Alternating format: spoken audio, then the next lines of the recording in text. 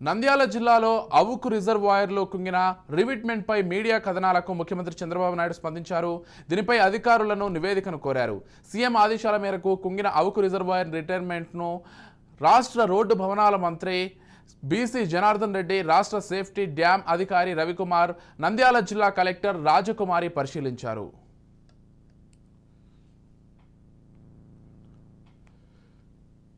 Central designs organization కూడా chief ఇంజనీర్గా 3 విభాగాలు నిర్వహిస్తున్నాము.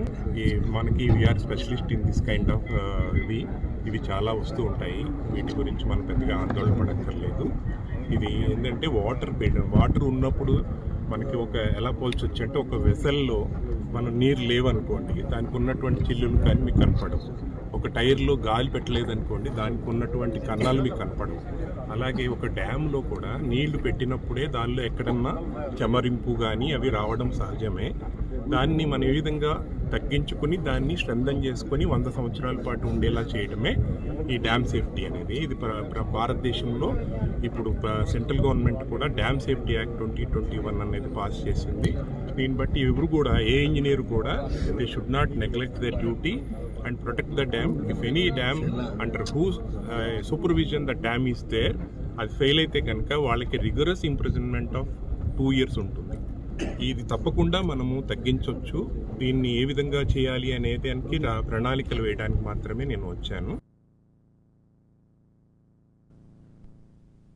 అవుకు మండలం తిమ్మరాజు రిజర్వాయర్ కుంగిన కట్టను పరిశీలించి పూర్తి నివేదిక తయారు చేసి ఇవ్వాలని రోడ్లు భవనాల శాఖ మంత్రి బీసీ జనార్దన్ రెడ్డి అధికారులను ఆదేశించారు.